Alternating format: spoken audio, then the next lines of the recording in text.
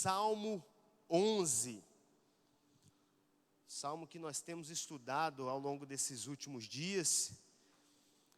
Do verso 1 até o 3 vai ser a nossa leitura.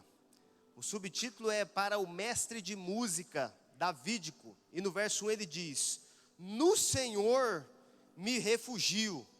Como então vocês podem dizer-me? Ele está fazendo uma afirmativa acerca do conhecimento que ele tem em quem ele está a se refugiar. Aí ele questiona: como podem dizer-me, fuja como um pássaro para os montes, uma vez que está refugiado no Senhor? Verso 2, vejam, os ímpios preparam os seus arcos, colocam as suas flechas contra as cordas, para das sombras as atirarem nos retos de coração. Quando os fundamentos estão sendo destruídos, que podes fazer o justo? Fundamento, honra, essas palavras elas vão estar no entorno de tudo que nós vamos tratar hoje. Então, quando o salmista fala acerca do fundamento e a sua destruição, ele aponta inicialmente para a consciência de Deus que está deturpada para o povo. Quando eles falam, fuja para os montes, diante da afirmativa de Davi que fala, eu estou seguro, eu estou refugiado no Senhor, isso soa como uma ofensa, porque os fundamentos na consciência do povo estão a ser destruídos. Irmãos, se tem algo que nós temos lutado ao longo de todos esses domingos, é para que nós possamos não só reconstruir, mas permanecer nos fundamentos, e o nosso fundamento é Cristo, porque Ele é a rocha. Tudo aquilo que nós edificarmos sobre o fundamento que é Cristo, isso será bem sucedido. E ainda que as ondas nos sobrevenham, a nossa casa não será abalada, ela não será destruída, porque o nosso fundamento é a rocha. Então, assim como a consciência de um adorador que Davi tinha, que nós possamos não só preservar, mas também reedificar as possíveis rupturas no fundamento, a partir da consciência sadia, saudável e com convicções de fé, de que o nosso Deus, Ele é inabalável, e todos aqueles que se refugiam nele serão inabaláveis. Amém? Vamos.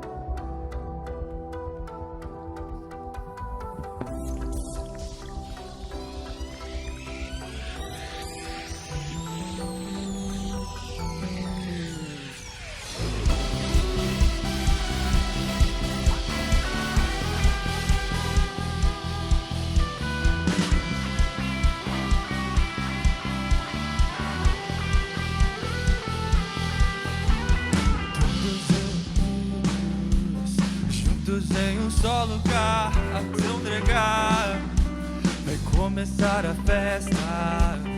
Deus está neste lugar, veio habitar no meio dos louvores do seu povo, no meio dos louvores do seu povo, no meio dos louvores do seu povo, no meio dos louvores do seu povo.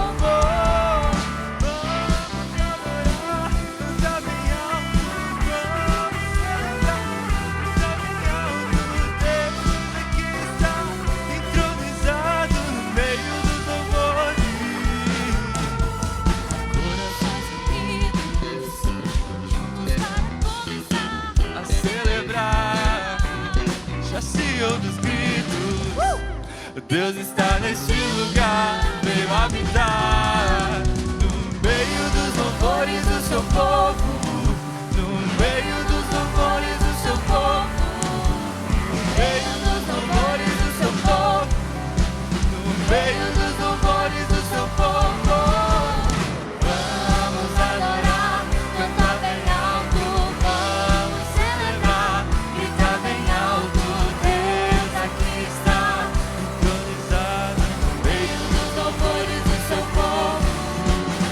Vamos adorar, cantar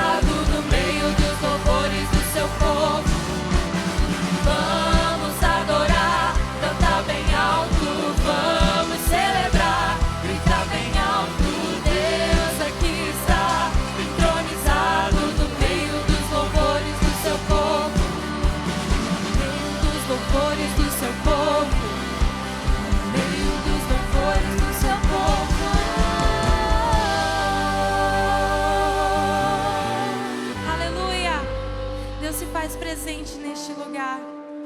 Nós te adoramos, Jesus, nós consagramos a nossa vida a Ti, Deus.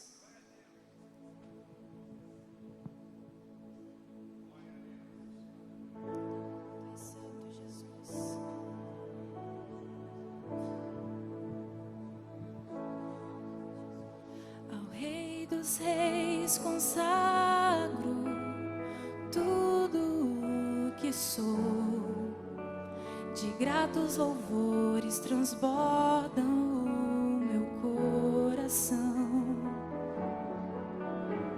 A minha vida eu entrego nas Tuas mãos, meu Senhor, pra Te exaltar com todo o meu amor.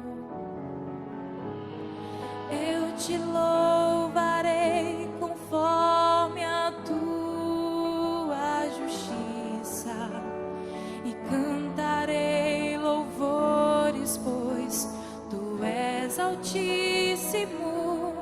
Celebrarei a Ti, ó Deus, com meu viver. Cantarei e contarei as Tuas obras, pois por Tuas mãos foram criados terra, céu e mar e todo ser que neles há. Toda a terra celebra a Ti com cânticos de júbilos, pois Tu és o Deus Criador.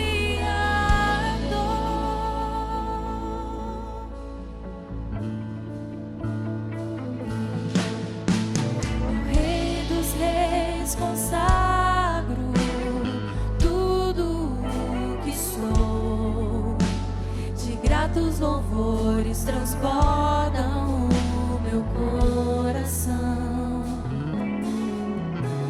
A minha vida eu entrego nas Tuas mãos, meu Senhor, pra Te exaltar com todo o meu amor. Eu Te louvarei conforme a Tua justiça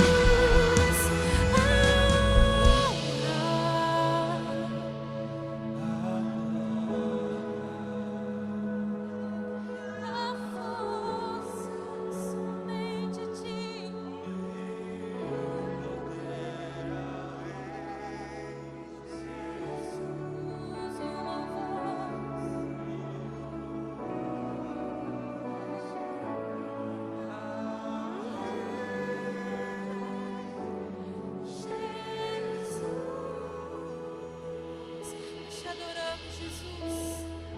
Somente a Ti nós rendemos toda a honra e toda a glória, Jesus. És muito digno de ser adorado.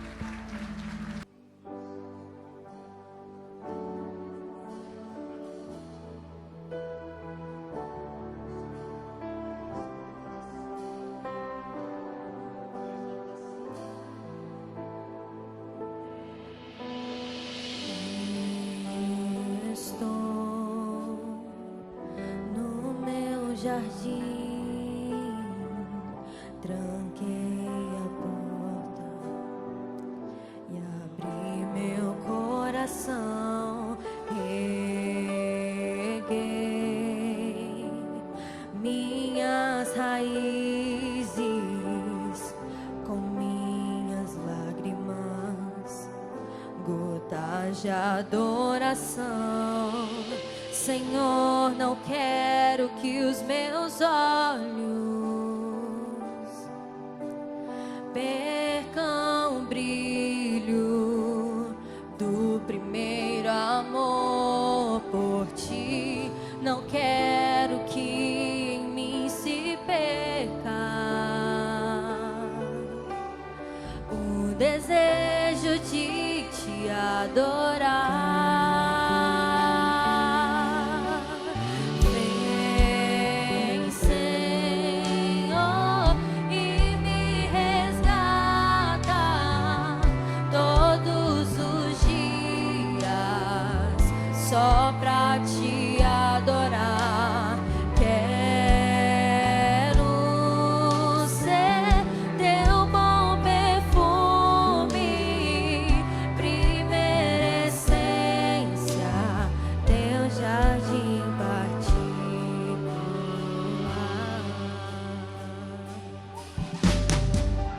Senhor, não quero que os meus olhos percam o brilho do primeiro amor por Ti. Não quero que em mim se perca o desejo de Te adorar.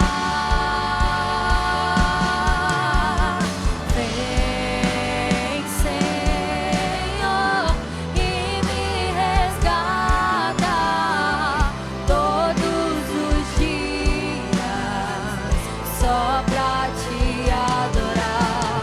Quero ser Teu bom perfume, primeira essência, Teu jardim particular.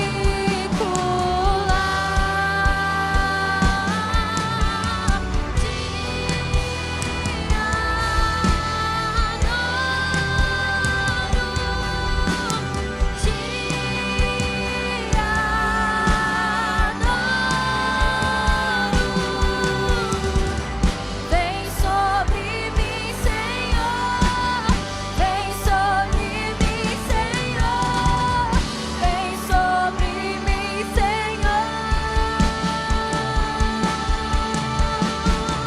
Te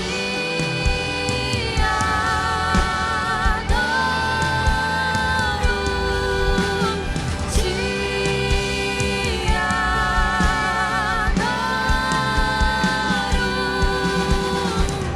Vem sobre mim, Senhor, vem sobre mim, Senhor, vem sobre mim, Senhor,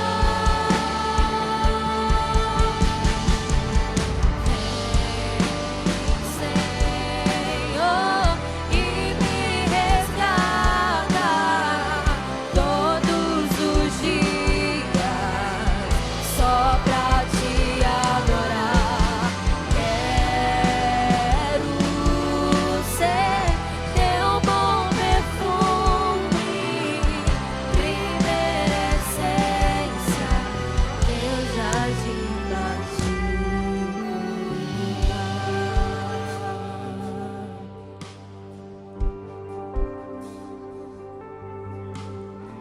Vem, Senhor, e me resgata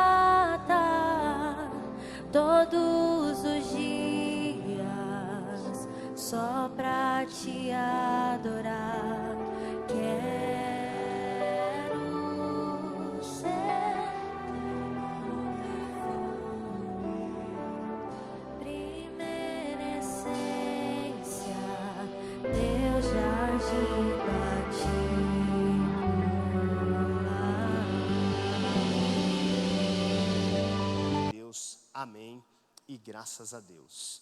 Irmãos, o livro que nós vamos ler é o de Malaquias.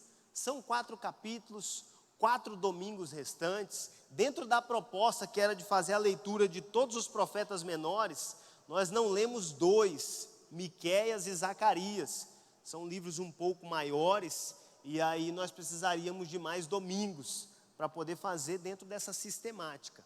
Porém, nós não vamos ter prejuízo de leitura, porque todos os demais, eles cercam e servem aquilo que esses 2 livros que não foram lidos, eles apresentam. Mas é sugerido que vocês leiam, se interem dessa literatura de Miqueias e Zacarias que ficou para trás. Hoje é o dia que nós comemoramos o dia da Bíblia, que foi um dia fundado lá na Grã-Bretanha, em 1549. Mas só em 1850 que ele passa a ser comemorado no Brasil. É sempre comemorado no 2º domingo de dezembro, ou em alguns lugares no decorrer de todo o dezembro. Então nós, batistas, protestantes, reformados, nós glorificamos a Deus pelo dia da Bíblia. Bíblia essa que nós temos nos empenhado para ler e conhecer. E antes de orar pela palavra, de ler algum trecho aqui do texto, eu quero falar brevemente acerca da introdução do livro de Malaquias. O nome Malaquias, os biblistas estão sempre ali nas minúcias, nos pormenores, e o nome Malaquias, ele divide 2 grupos aí, que interpretam o significado do nome. Ele é um só, é o meu mensageiro, ou o mensageiro. Alguns dizem o mensageiro de Yahvé. Os 2 grupos de biblistas se dividem como? Uns vão defender que Malaquias é um nome próprio, e esse é o seu significado do nome no hebraico, mas diz respeito a um personagem, que é Malaquias, uma pessoa. Agora, o segundo grupo, com base na tradução da Septuaginta, eles vão defender que Malaquias é um substantivo comum. Ele só simboliza alguém que escreveu, mas não tem o Malaquias, segundo a tradução da Septuaginta, como sendo uma pessoa, mas sim como um substantivo que qualifica alguém que o escreveu. Isso é só para fins de enriquecer o conteúdo, irmãos. Isso não vai afetar em absolutamente nada, e aqui é um ponto de convergência de ambos os grupos, quanto à mensagem como sendo de Deus e vindo de um profeta genuíno. Então, olha só, no último livro, convém nós fazermos uma breve recapitulação. Profecia, profeta, é aquilo que nós iniciamos esse ano falando a respeito. O nosso foco todo foi em trazer as leituras, mas também fundamentar o que define um profeta. Quais são os ofícios, quais são os propósitos de um profeta? Qual que é a sua importância e o que não é a sua demasiada importância? Que algo que por vezes nos nossos dias nós tendenciamos a atribuir um louvor indevido para algumas figuras que se despontam como profeta. Um profeta é alguém chamado por Deus, com uma mensagem da parte do Senhor, que cumpre um propósito da parte de Deus, de uma forma inusitada, por vezes é uma incógnita, mas ele não é ninguém acima de um outro. Ele é simplesmente alguém que traz algo da parte do Senhor para cumprir os propósitos de edificação, encorajamento e consolação. Então nós vimos isso à luz de livros dramáticos, como por exemplo de Oséias, trazia um encorajamento da parte do Senhor para o povo, mesmo ele mesmo sendo um sofredor, porque o Senhor fez com que ele vestisse a mensagem. Isso é algo que caracteriza todo profeta.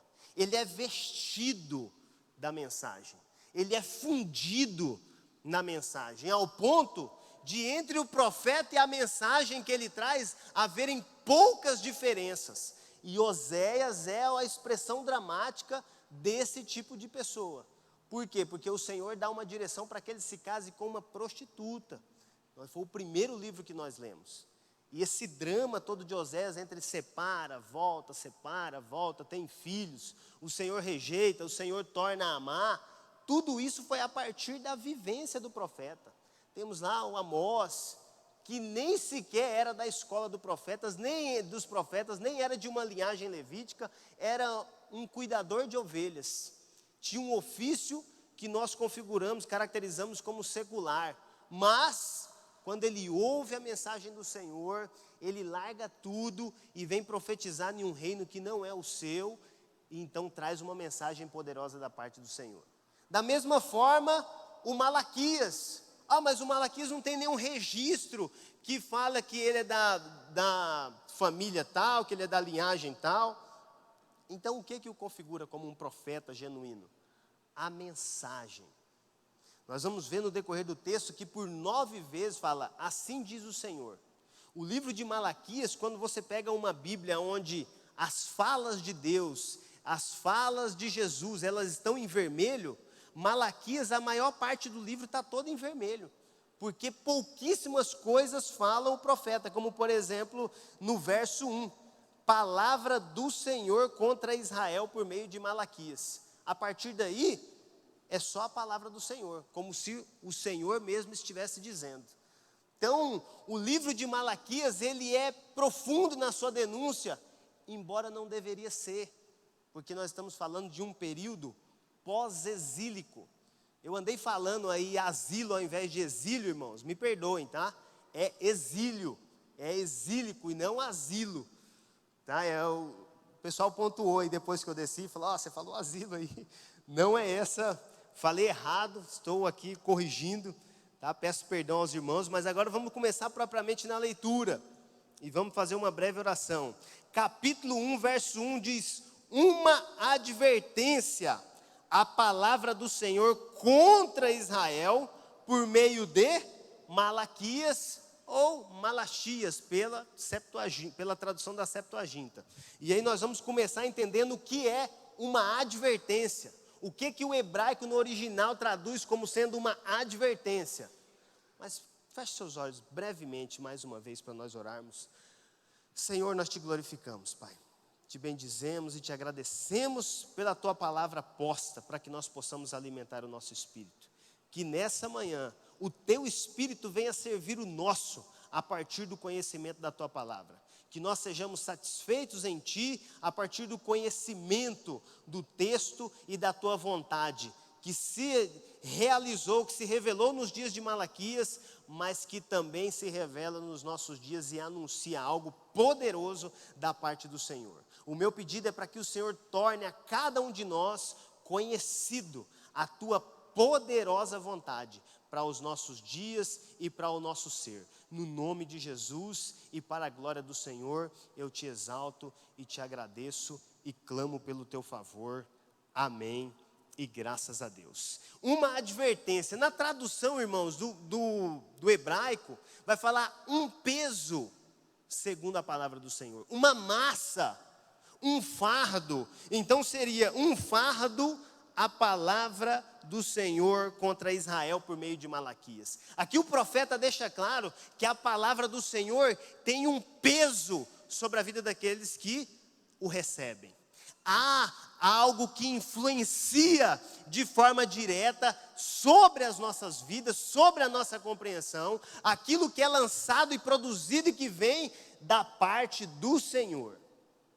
Então por que hoje em dia existem muitos cristãos vazios? Porque uma palavra que é dita como sendo de Deus não tem nada e está sendo anunciada para o povo.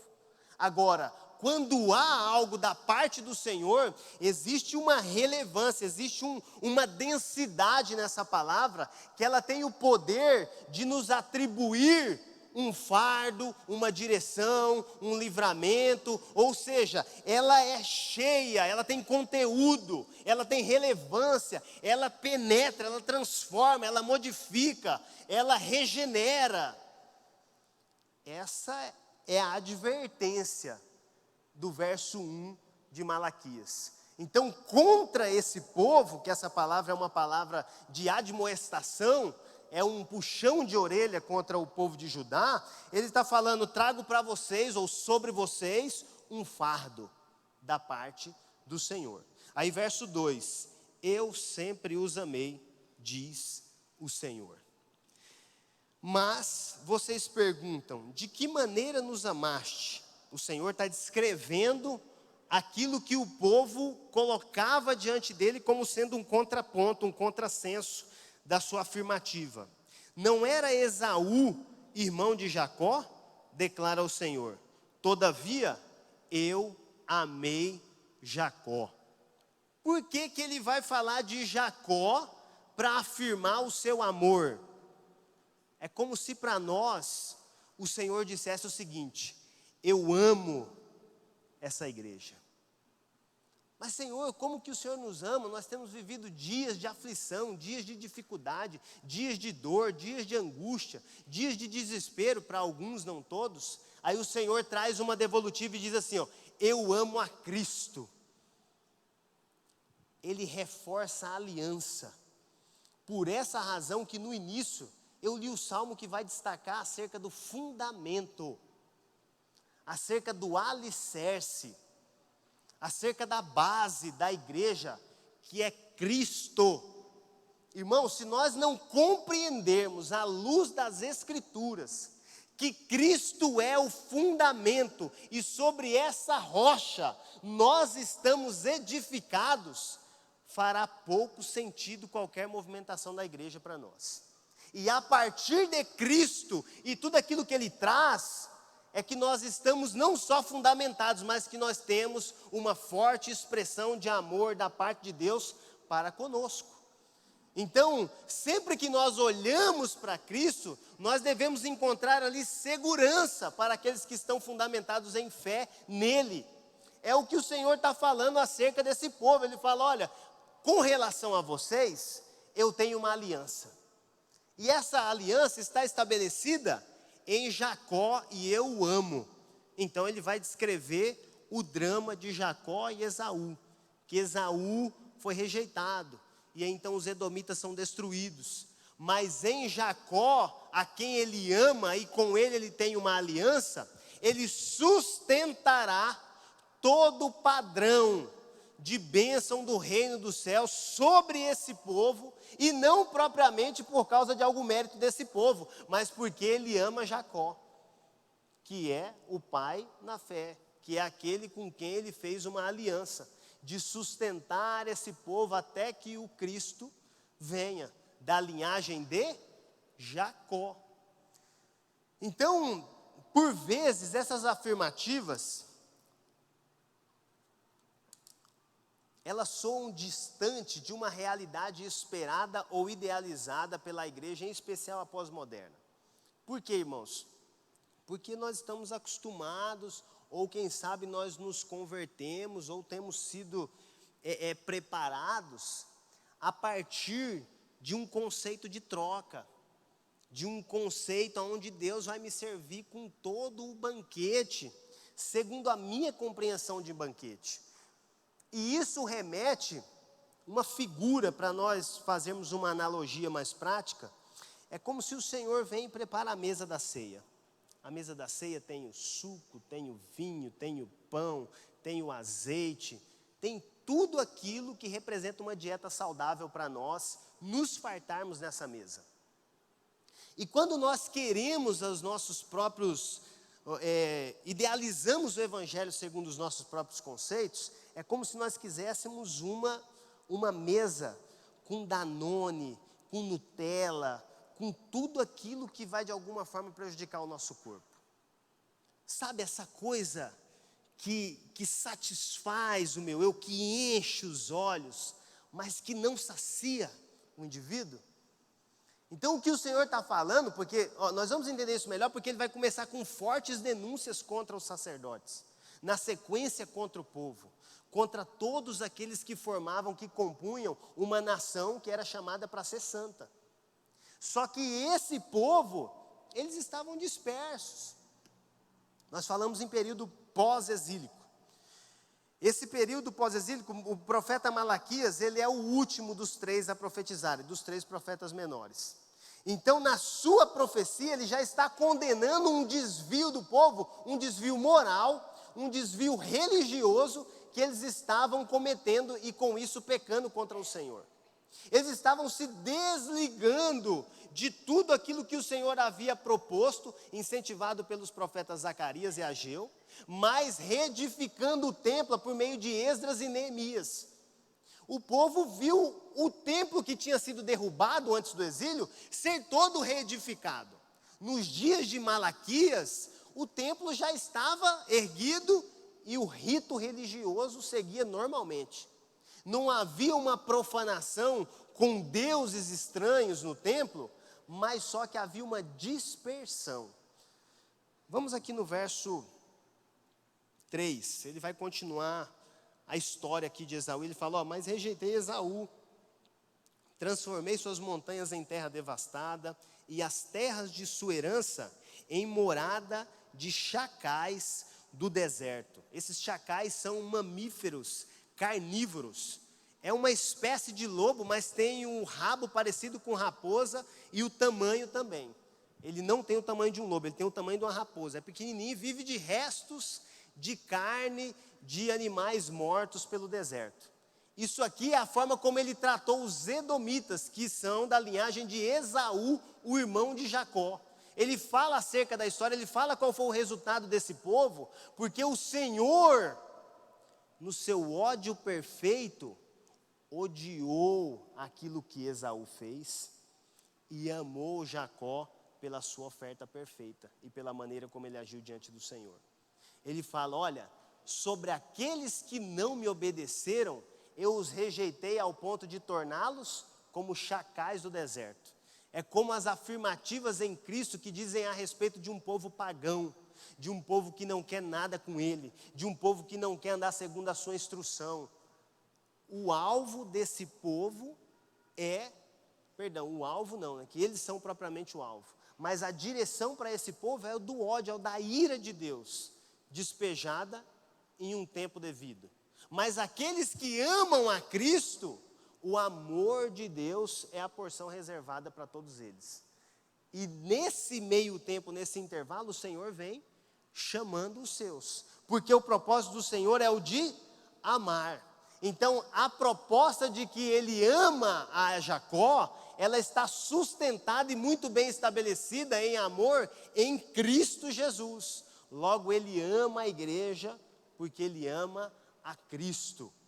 E ele segue descrevendo no verso 4, embora Edom afirme, fomos esmagados, mas reconstruiremos as ruínas, assim diz o Senhor dos Exércitos, podem construir, mas eu demolirei.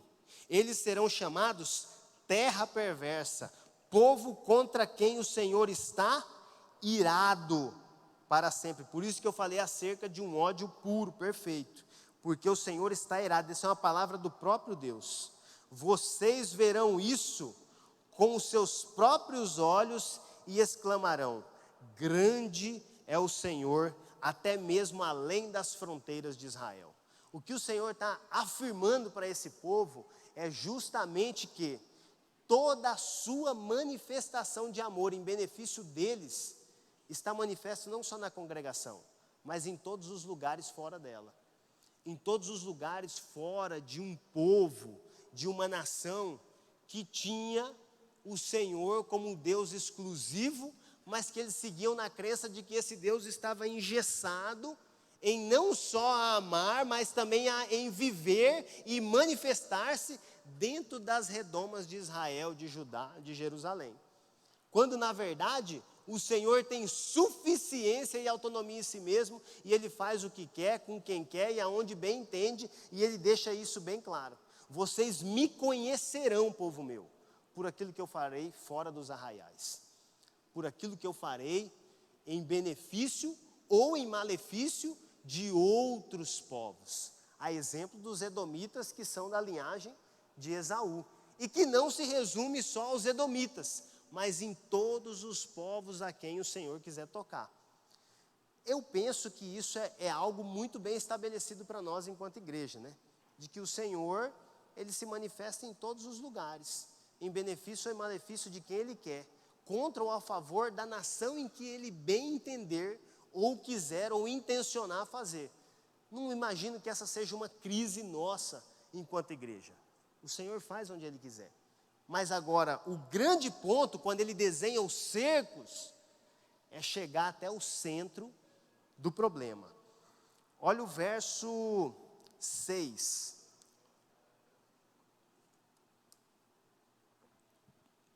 O subtítulo aqui, no verso 6, há uma divisão de tópicos. Ele fala a rejeição dos sacrifícios impuros. O filho honra seu pai, e o servo o seu senhor. Se eu sou o pai, primeiro, antes dessa continuação, o filho honra seu pai e o servo o senhor, ele está citando a própria palavra. Em Efésios 6:2 tem esse texto. Lá em Êxodo e em Deuteronômio também existe a expressão desse texto. Honra teu pai e tua mãe para que tenha vida longa, para que tenha longevidade de vida. É um mandamento, é uma ordenança, é uma direção da parte do Senhor, para que esse povo seja saudável. E ele, quando cita a própria lei, ele fala: o filho honra seu pai e o servo seu senhor. Ele diz o seguinte: se eu sou pai, onde está a honra que me é devida? Se eu sou o Senhor, onde está o temor que me devem? Pergunta o Senhor dos exércitos a vocês, sacerdotes. São vocês que desprezam o meu nome. Como servo e como filho, esse povo desonrou o Senhor. Irmãos, é importante nós observarmos com muita tranquilidade aquilo que o texto vai construir, porque ele está falando acerca da responsabilidade dos sacerdotes em gerar vida, a partir da vida que é a palavra, no seu povo.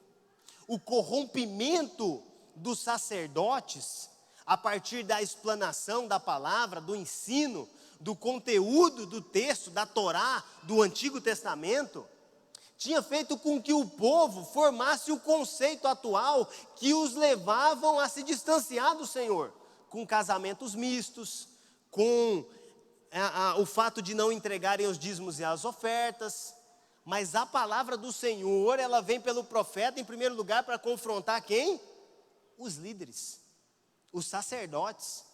O que é mais grave aqui é que é um período pós-exílico. Então entende-se que depois de uma forte repreensão da parte do Senhor pelo período de exílio babilônico, eles deveriam sair dali pronto para obedecer. Mas é notório que o exílio representou pouco contra esse povo. E aqui também há a demonstração da falência da lei, porque ela já não significava quase nada para um povo que se dispersava em função dos seus interesses. Então ele faz essa denúncia e aponta aqui ainda no verso 6 e fala: olha, pergunta o Senhor dos exércitos a vocês, sacerdotes, são vocês que me desprezam o meu nome. Aqueles que eram responsáveis por ministrar uma palavra, por trazer a compreensão. Vamos levar em consideração o seguinte: os sacerdotes, eles tinham multi-ofícios. Eles não eram só ministrantes da palavra, e nem eram também só apresentadores de ofertas. Eles também eram juízes sobre o povo, eles eram também médicos nesse período, eles exerciam uma série de ofícios. Eles manuseavam o povo como um todo, eles direcionavam, eles cuidavam, eles zelavam, eles tinham a responsabilidade de cuidar do povo em todas as suas dificuldades.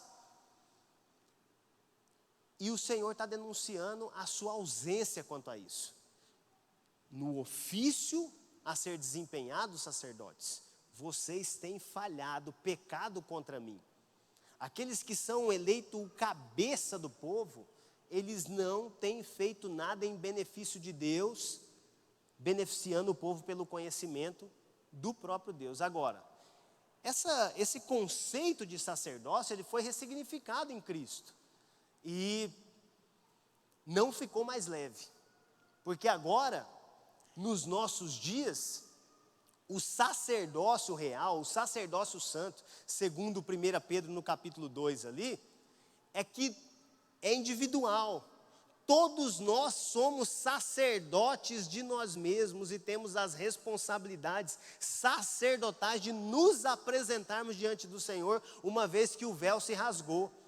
Então, se nós fôssemos ressignificar isso para trazer uma aplicação para os nossos dias, é como se ele dissesse a todo indivíduo de fé dos nossos dias, que exercem um sacerdócio segundo o conceito de Cristo: vocês têm falhado e desprezado o meu nome. Por quê? Porque agora o sacerdócio, subdividido a cada um com suas responsabilidades, ele tem a obrigação, ele tem o dever, a responsabilidade de anunciar Cristo para o mundo. E por meio da sua intercessão, que ela vai para além de oração, ela vai por comportamentos, por gestos de amor, por atos de justiça, ela intercede entre esse povo ímpio e Deus, a partir da igreja, no exercício do seu sacerdócio. No domingo passado, o pastor Lisandro falou de uma forma ampla acerca da intercessão e as suas etapas. Ele estabeleceu alguns critérios e falou disso. Mas o que eu estou falando aqui vai para além da vida de oração intercessória.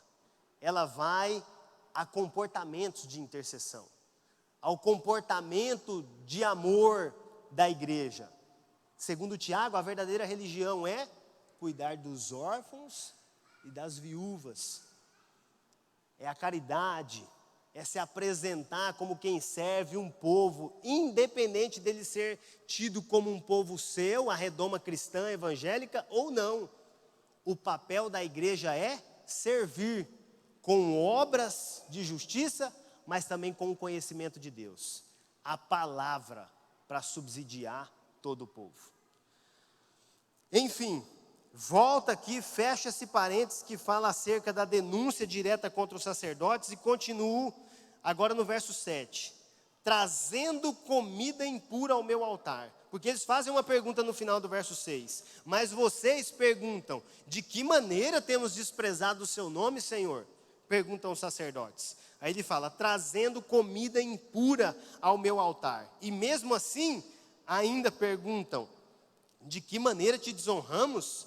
Ao dizerem que a mesa do Senhor é desprezível. Na hora de trazerem animais cegos para sacrificar, vocês não veem mal algum. Na hora de trazerem animais aleijados e doentes como oferta, também não veem mal algum. Tentem oferecê-los de presente ao governador. Será que ele agradará de vocês? Será que os atenderá? Pergunta o Senhor dos Exércitos. Olha a denúncia do Senhor. Quando ele fala acerca de entregar aquilo que eles estavam colocando no altar, como sendo uma oferta para Deus, mas para os governadores, e quando ele fala dos governadores aqui, ele não está falando dos governadores do povo de Judá. Ele está falando para os governadores do reino persa, que é os que haviam governado sobre os babilônios, tomado eles, e agora Judá era nada mais do que uma província dos persas. E os seus governadores, eles tinham estabelecido algumas alianças, algumas servidões. E essas servidões, eles separavam o melhor da oferta que era posta no altar, para apresentar para esses governadores. Aqui, irmãos, a denúncia começa a tomar uma certa forma. Por quê? Porque eram povos pagãos, povos ímpios, povos com quem o Senhor, embora fala não fazer acepção de pessoas, ele pede para que não se misture. Como que se divide uma relação de uma mistura? Os casamentos mistos, o jugo desigual. A vontade do Senhor era que eles não se casassem com um povo de nenhum outro que não fosse o seu. mas eles estavam dando as suas mulheres em casamento, não só para os persas, mas para tantos outros, e estavam tomando as deles em casamento também. É aí onde começa o culto pagão no lar e se replica até a igreja, mas eu não vou tratar do culto pagão. A grande questão é a repreensão que o Senhor está fazendo. Ele está falando, olha, tudo que vocês estão colocando aqui no meu altar, aí vejam o que ele fala, aqui no início, acerca da condição dos animais, no início do verso 8, vocês estão trazendo animais cegos, vocês estão trazendo animais aleijados, vocês estão trazendo animais doentes, e essa condição, segundo Levítico, segundo Deuteronômio, era inaceitável da parte do Senhor. Por quê? Porque um animal que fosse apresentado para Deus, ele tinha que ser perfeito, tinha que ser o primogênito e macho. Olha as exigências do Senhor quanto à apresentação de um animal para sacrifício pelo pecado, ou para sacrifício de oferta voluntária, ou sacrifício de gratidão. O animal tinha critérios para que fosse apresentado. Mas os sacerdotes que tinham inúmeros deveres, e inclusive o de fazer a análise do animal, para depois ele mesmo fazer a recolhida e o corte e apresentar ao Senhor, eles estavam aceitando de qualquer forma. Tanto os bons, para os criteriosos, quanto os ruins.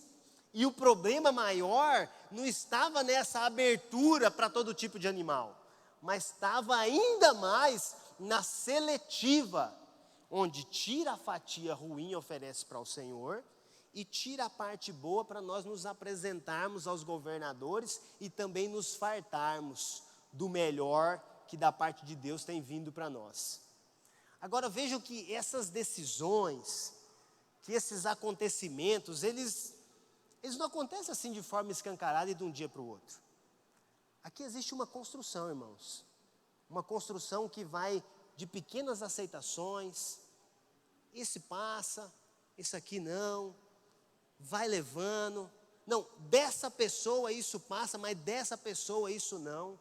Até ao ponto de forma escancarada, eles estarem pegando tudo que é tipo de animal e colocando para ofertar para o Senhor, e pegando os bons e comendo. Sabe, é como fazendo uma má gestão dos recursos, é como fazendo uma má administração dos próprios recursos no seu ofício, no exercício do seu ofício. Olha o que ele vai falar na continuidade do texto, verso 9. E agora, sacerdotes, tentem apaziguar Deus para que tenha compaixão de nós. O profeta está reivindicando pelo povo.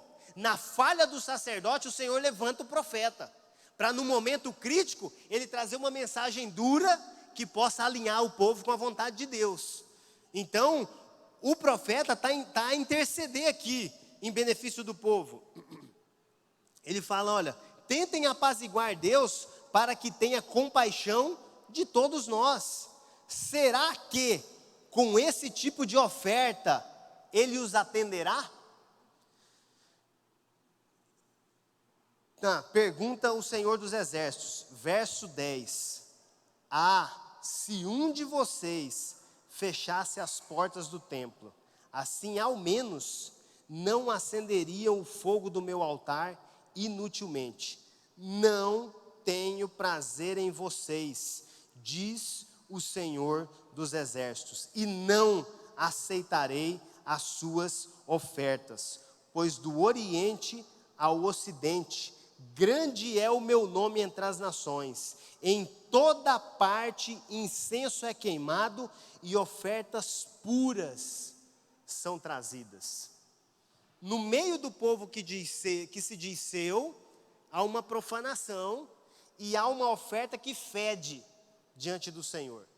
Traduzindo para uma aplicação nos nossos dias, é como se a oferta do nosso culto, dos sacerdotes reais, da nação santa, segundo Cristo, ela fosse algo posta sobre o fundamento que é Cristo, e quando ela provada pelo fogo, ela soasse estranha. É como se o nosso culto, se fosse o caso, irmãos, como se o nosso culto fedesse ao invés de cheirar-se bem diante das narinas do Senhor. É uma forma figurada de dizer que aceitou ou não aceitou aquilo que está sendo ofertado. Essa é a condição em que se encontrava o povo de Judá nos dias de Malaquias. Essa é a denúncia do Senhor, em primeiro lugar, e nós vamos ver no decorrer dos outros capítulos que ela vai se estender, que o Senhor fazia de forma contundente e pontual contra aqueles que tinham a responsabilidade do manuseio devido do conhecimento da palavra que constrói o fundamento. Sabe, é como vir até aqui e tomar algo podre e entender que isso é da parte de Deus. Vamos nos fartar com esse amargo e glorificar o nome do Senhor. Vocês entendem que nesse ambiente, muitos encontram, assim como encontraram nos dias de Malaquias, razões para que eles pudessem deixar a religião. O que eles sustentavam? Comportamentos religiosos. Eles vinham, batiam o seu ponto, faziam o que tinham que fazer, prestavam suas contas diante dos homens e iam embora. Mas o coração já não adorava e nem estava mais voltado para o Senhor. E tudo isso, segundo o que o texto traz, era uma negligência dos sacerdotes. Olha só como que isso intensifica no seu peso, quando ele vai para o verso, lá no verso 13, mas eu quero começar a leitura aqui a partir do 12. Mas vocês o profanam ao dizerem que a mesa do Senhor é imunda e que a sua comida é desprezível. E ainda dizem, que canseira, e riem dela com desprezo, diz o Senhor dos Exércitos. Quando vocês trazem animais roubados, aleijados e doentes, e os oferecem em sacrifício, deveria eu aceitá-los de suas mãos? Pergunta o Senhor. Uma questão dura contra os sacerdotes, de uma fala que, como nós vimos no capítulo 1 e verso 1, fala acerca de um peso contra esse povo. Nesse caso, iniciando pelos sacerdotes. Quando ele diz aqui nesse trecho, citando que eles profanam ao dizer, verso 12, profanam ao dizerem que a mesa do Senhor é imunda e que a sua comida é desprezível. Vejam, irmãos, é como se eu sair daqui agora e for conversar com alguém ali e falar, rapaz, que culto, velho, fuleiro, hein? E eu trouxe a palavra. Rapaz, não, estava lá, mas de boa, isso aí não dá nada não. E falar um monte de besteira aqui para vocês, e eu mesmo vou profanar e maldizer aquilo que eu tenho a responsabilidade de produzir, pelo Espírito. Entendem o que estava acontecendo no meio desse povo? Entendem o que Malaquias estava trazendo como sendo o drama de um lugar aonde havia sido reedificado o templo, aonde o sacrifício seguia normalmente, como nos dias em que eles lembravam com saudades, mas de repente o coração deles totalmente distanciado, traziam esse tipo de realidade para o povo. Aí o problema maior é como se chutasse a mesa. E ainda dizem, que canseira, e riem dela com desprezo, diz o Senhor dos Exércitos. Olha o que os comportamentos deles traduziam. Eles traziam todos esses animais de uma forma desordenada, fora da proposta da lei, preparavam o altar, preparavam o incenso, queimavam, e eles olhavam para isso tudo que eles faziam, que era um ritual longo, extenso, exigia muito do sacerdote, e falavam, estou cansado demais, e dava risada do rito. Eles simplesmente desdenhavam daquilo que eles precisavam produzir, mas eles não entregavam o ofício, eles não deixavam de fazer, eles ruíam até o osso, porque eles estavam apegados na fartura, que num primeiro lugar a título de honra deveria ser para Deus, os melhores cortes da carne, as melhores partes do gado, das aves, e apresentar como algo santo e agradável ao Senhor, e então eles se fartariam de forma abundante daquilo que sobrasse. Mas eles inverteram, colocaram o ruim, e em colocando o ruim, falavam assim: mas eu estou cansado de fazer isso aqui. Eu estou cansado de fazer isso aqui, de dar essa palavra, mas eu não vou embora não. Essa era a anunciação. Como que isso soava quando chegava às narinas de Deus, sendo apresentado como um culto? Como sacerdote, irmãos, nos nossos dias, isso daqui fala de uma forma muito pesada contra nós, no sentido de em como nós temos apresentado o nosso culto. Qual que é a maneira como nós, enquanto sacerdotes de Cristo, temos nos apresentado ao Senhor a partir das primícias? Aquilo que nós recebemos, com que coração nós temos depositado? E aí, claro, para ficar muito mais claro, nós fazemos menção dos dízimos e das ofertas e está dentro, mas não se resume a apenas isso. Qual tem sido a nossa entrega? Quando nós nos dispomos a servir à mesa, cada um no exercício do seu ofício, qual que é o cheiro disso, ou qual que é a maneira como eu encaro todas essas coisas? Será que como esses aqui que desprezam e dizem que canseira? Ou será que eu venho e glorifico o nome do Senhor de todo o coração e dou o meu melhor, sabendo que da parte dele o melhor está depositado sobre mim? Aí por vezes nós dizemos: não, isso está vinculado só aos ofícios sacerdotais, só à questão eclesiástica. De maneira nenhuma, irmãos. No meio do empresariado, no meio da oferta de serviço, qual que é a qualidade da minha oferta, no exercício da minha função, para benefício da sociedade? Aí também? Sim, aí também. E apenas isso pode representar tudo isso. Essa é uma responsabilidade nossa. Quando ele fala acerca das ofertas roubadas, aqui na parte B do verso 13, animais roubados, aleijados, doentes. Se tinha gente trazendo, é porque o sacerdote estava recebendo. Mas havia uma abertura. Então a abertura para receber algo que é fruto de imposto sonegado é também uma responsabilidade daquele que entrega. Só que normalmente o que acontece? Aquele que entrega algo que é desagradável ao Senhor, na hora que a coisa estoura, você é ladrão mesmo, isso aí foi ele que aceitou. Entende? Joga a bomba para o sacerdote, mas o Senhor não ia aceitar isso aqui, porque ele já estava condenando o sacerdote na sua consciência. E essa responsabilidade, ela iria como efeito cascata também sobre o povo. Então, vejam como nós temos a responsabilidade, não só de conhecer, mas de pedir, de aclamar por conhecimento. No domingo retrasado, a gente estava aqui e a irmã fez uma observação. Não entendi muito bem. E eu falei acerca da interação. Irmãos, me perguntem, abordem, tal. Não fico... Irmãos, é uma responsabilidade da igreja demandar o sacerdócio, para que nós possamos entregar a medida completa da parte de Deus, para que vocês sejam saciados, mas não como quem se serve, relaxa no sofá, mas como quem recebe e é responsabilizado pelo conhecimento. Porque a gravidade desse problema e o que fez com que o Senhor se voltasse contra o sacerdote é o seguinte: a ignorância do povo, ela era um resultado daquilo que o sacerdote não estava fazendo.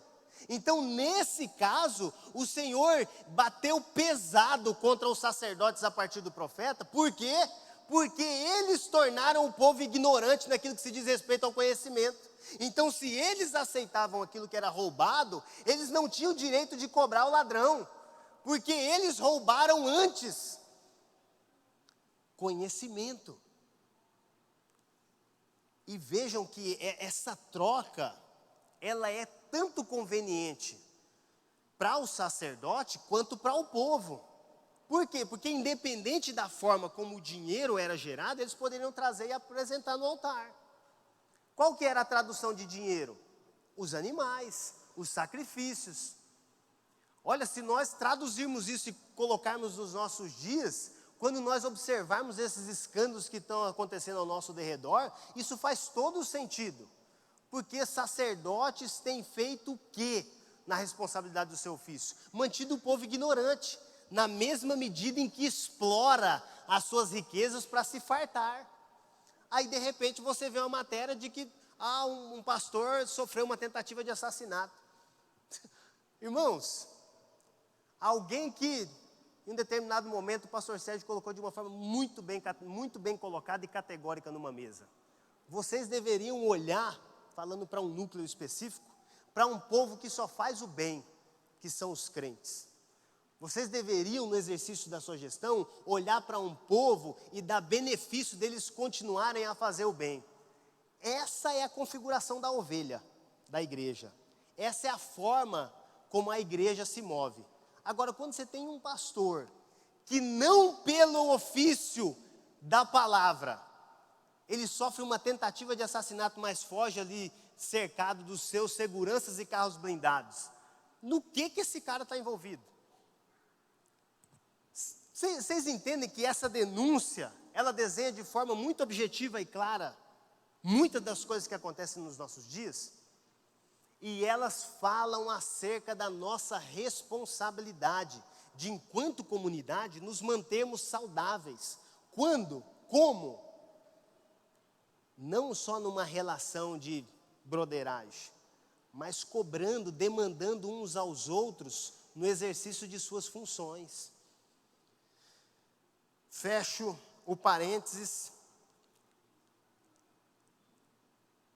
E na continuidade aqui no verso 14, ele fala, maldito seja o enganador que, tendo no rebanho um macho sem defeito, promete oferecê-lo e depois sacrifica para mim um animal defeituoso, diz o Senhor dos Exércitos.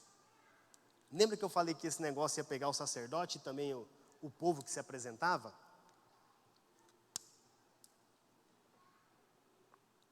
Quando ele aponta aqui no verso 14, maldito seja o enganador, aquele que se apresenta, mas também pode representar um sacerdote, que tendo no rebanho um macho sem defeito, promete oferecê-lo. Lembra que eu falei que na lei deveria ser o primogênito e macho? Estava separado no rebanho. Prometendo oferecê-lo e depois sacrifica para mim um animal defeituoso. O que isso mostra? Que o povo estava bem. Nós não estamos falando de uma comunidade falida, blefada. Nós não estamos falando de um povo que estava à míngua, que tinha sofrido com devorador, com todo esse tipo de praga de animais, mas também com alguma adversidade do tempo. Estava tudo redondinho. O povo tinha guardadinho o melhor, que segundo a lei era para ser apresentado para o Senhor. E ele falava, vou apresentar, haviam pronúncias acerca desse sacrifício a ser posto. Mas, eles iam lá, na hora da oferta, davam a volta pela lateral do templo e apresentavam o mais ou menos. Então, esse mais ou menos é que por vezes tem ferido muitas das coisas que nós julgamos não estar vendo se realizar diante dos nossos olhos, mesmo sendo uma promessa de Deus. Mas por quê? Porque nós estamos nos ausentando de um comportamento que traz sobre nós a bênção. E estamos nos apoiando em comportamentos que trazem sobre nós a maldição. E é difícil, por vezes, nós reconhecermos que temos sido amaldiçoados em função dos maus comportamentos, mas essas também são garantias que a palavra nos traz. Tem algo que eu passei aqui, e eu quero destacar no verso 10, irmãos, e com isso eu vou fechar. Ele fala bem assim, um lamento, se um de vocês fechasse as portas do templo, assim ao menos não acenderiam o fogo do meu altar inutilmente. Aí é onde ele declara: não tenho prazer em vocês, diz o Senhor dos Exércitos, e não aceitarei as suas ofertas. Vejam que isso se tornou tão escandaloso que o Senhor, traduzindo essa palavra em miúdos, ele diz exatamente o seguinte: quem dera se vocês fechassem as portas dessa igreja, porque aquilo que tem sido posto e sido ofertado para mim como culto, eu não recebo. Era isso que o Senhor estava denunciando nos tempos de Malaquias. As ofertas eram tão danificadas, aquilo era tão ofensivo ao Senhor, que o Senhor falou: ah, quem me dera se vocês fechassem o templo que eu acabei de reconstruir, que eu acabei de reedificar. Só que no último verso, na última frase do último verso, o Senhor traz uma palavra de esperança. Diz o Senhor dos Exércitos: pois eu sou o grande rei e o meu nome é temido entre as nações. Embora o Senhor se apresente com força, e ele não para a palavra por aqui, nós vamos ver no decorrer dos outros capítulos, nos demais domingos, até o último do ano, que o Senhor ele vai trazer uma forte esperança, mas a garantia de Deus com relação ao mau comportamento do povo dessa congregação era o seguinte: eu sou o que sou, suficiente em mim para abençoá-los, mas também para retirá-los de um fluxo de bênção que eu mesmo estabeleci. É a segurança que Ele quer que nós tenhamos, mesmo diante das suas admoestações, mesmo diante das suas duras repreensões, porque nós vimos à luz de um período pré-exílico, que o Senhor, mesmo estabelecendo juízo sobre esse povo, Ele tinha um propósito de amor, de amá-los, de salvá-los, de preservá-los enquanto povo. Agora imaginem um momento pós-exílico, aonde o Senhor chamava eles para reedificarem. A grande questão é: qual que é o nosso tempo? Pré ou pós? Nós, enquanto comunidade, temos sido chamados para edificar? Ou nós estamos nadando em fartura, acreditamos que estando abençoados, quando na verdade estamos amaldiçoados? Eu acredito em um tempo pós. Por essa razão que o ano foi trabalhado todo para que as tendas fossem alargadas, para que o teto fosse erigido, levantado, para que houvesse uma grande expansão e preparativo para receber aquilo que da parte do Senhor há de ser dispensado. Porém, é importante, necessário e fundamental que nós tenhamos a consciência de quem é o Senhor e quais são os nossos ofícios e responsabilidades debaixo dessa tenda, para que uma vez que estendida, uma vez que levantada, ela cumpra o seu papel, porque o Senhor não tem por propósito levantar grandes elefantes brancos, mas sim algo que seja relevante, contundente e digno de todo louvor, honra, glória e adoração ao nosso Senhor, que é justo, santo e bom. Amém? Então, eu encerro aqui a leitura desse capítulo e quero te convidar para nós orarmos nessa linha proposta. Também quero apresentar aqui Geraldo, que é irmão, que é esposo da irmã Regina, tem pedido oração, tá com câncer no hospital e está se alastrando de forma rápida. Ela está bastante aflita e pede oração da igreja, pede oração do povo em benefício do seu esposo.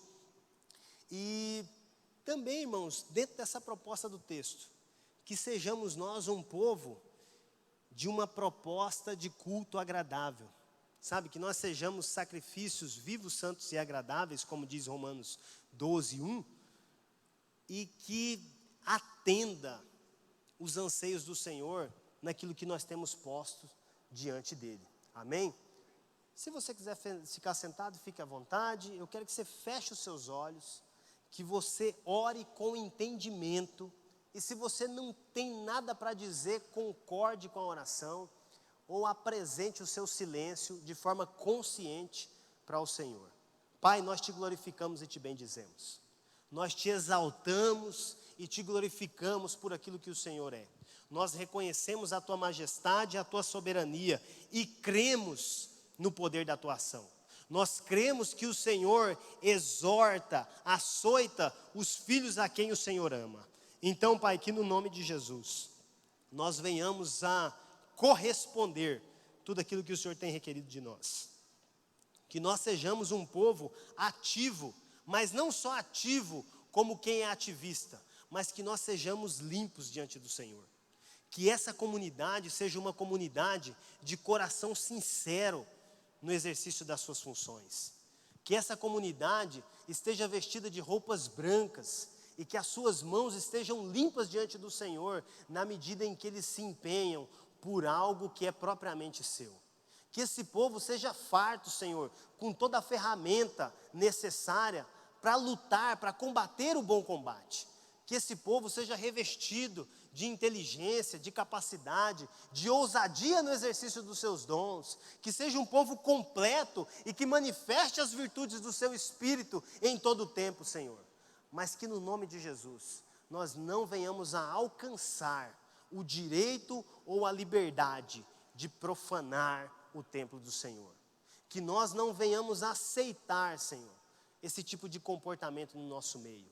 Que no nome de Jesus a tua graça maravilhosa, ela esteja a nos incomodar dia e noite quanto àquilo que nós devemos fazer, para que em fazendo nós tenhamos vida, nós tenhamos segurança, nós tenhamos tranquilidade e paz de espírito, convictos de que nós temos atendidos a tua vontade, atendido às tuas vontades. Senhor, que no nome de Jesus nós sejamos um povo agradável ao Senhor. Às mães em sua maternidade, aos pais em sua posição sacerdotal e de paternidade, que nós sejamos um povo vivo, que nós sejamos um povo obediente, que nós sejamos um povo que cuide e zela pelos seus próprios ofícios, que nós tenhamos a coragem e a ousadia que Josué teve para invadir as terras as quais o Senhor direcionou para que pudessem conquistar. Que nós venhamos a realizar essas conquistas, Pai, em meio a uma sociedade corrompida, caída e perversa. Que em todo tempo nós sejamos, Pai, a expressão da glória do Senhor, na medida em que nós nos empenhamos pelo seu ofício.